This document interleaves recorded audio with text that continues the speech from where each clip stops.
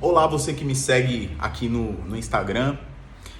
Em primeiro lugar, eu gostaria de dizer o seguinte: se você não é cristão, ou se você está aqui no meu Instagram pela atividade física e você não tem nenhuma ideia acerca de religião ou de nada disso, não é cristão católico nem evangélico, não assista esse vídeo, passa esse vídeo, vai pro próximo, passa esse story, vai pro próximo, isso não tem problema, tá?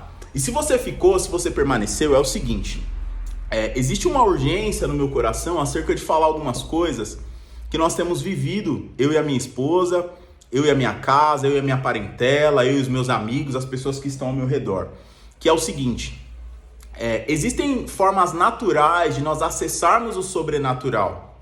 Então, tem um versículo que está lá em Gênesis no capítulo 4, no verso 26, diz assim: E Sete foi pai, e deu à luz, e deu a seu filho o nome de Enos, e ele foi o primeiro a invocar o nome do Senhor.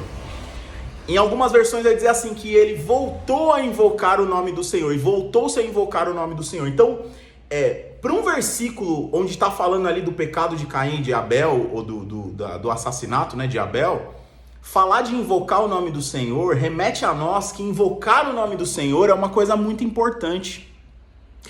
E assim, a gente tem vivido algumas coisas, eu tenho até um Instagram paralelo ao meu, que chama Cultivando Testemunhos. Eu vou colocar o arroba dele aqui embaixo, se você quiser ir dar uma olhada lá. São alguns sinais que nós temos visto Deus fazer diante dos nossos olhos. Eu, a minha esposa, algumas pessoas, alguns alunos até, alguns familiares meus. E nós temos vivido grandes coisas. E como que a gente tem vivido essas coisas? Fazendo altas orações, altos períodos de leitura da Bíblia? Não, invocando o nome do Senhor. A gente tem que ter consciência do seguinte: toda vez que nós chamamos a Deus, ou toda vez que nós invocamos o Espírito Santo, ele vem na nossa direção, porque ele é fiel. Olha só, Jesus, lá no capítulo 5 de Mateus, no verso 6, é o primeiro compêndio de ensino de Jesus. Então, o primeiro grande ensino do Evangelho está lá no capítulo 5, que a gente chama de bem-aventuranças. E no versículo 6, ele vai dizer assim: Bem-aventurados os que têm fome e sede de justiça, porque eles serão fartos.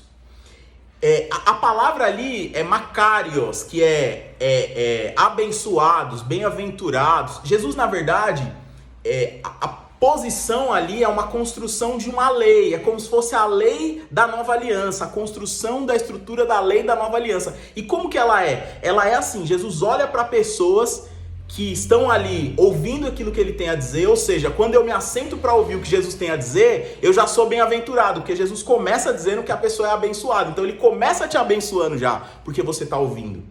Você entende? Então toda vez que você para e ouve, se você veio até aqui no vídeo, com certeza Jesus já está te abençoando, enquanto você está me ouvindo. E bem-aventurados os que têm fome e sede de justiça, porque eles serão fartos. E essa fome e sede de justiça, ela está muito relacionada com uma necessidade que nós temos de viver uma vida em justiça com a nossa identidade. Se você ficou aqui, você é cristão, você está entendendo tudo isso que eu estou dizendo, você sabe que você é filho de Deus, imagem e semelhança de Deus. Então veja, quando seu corpo tem uma enfermidade, quando você vive uma vida em desacordo com o propósito de Deus para a sua vida, ou quando você perde totalmente o controle da sua relação com Deus e você não consegue se aproximar desse Deus, isso está em injustiça.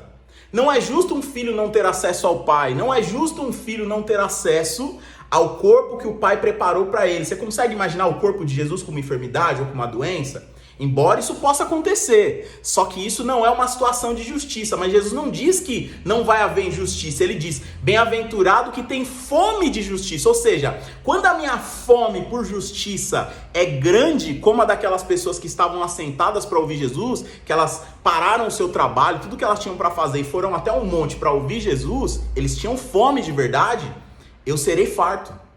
Você entende? Vão haver pessoas ao nosso redor que elas vão ter fome e sede de justiça, mas elas vão ficar com fome. Mas vão ter pessoas que serão fartas.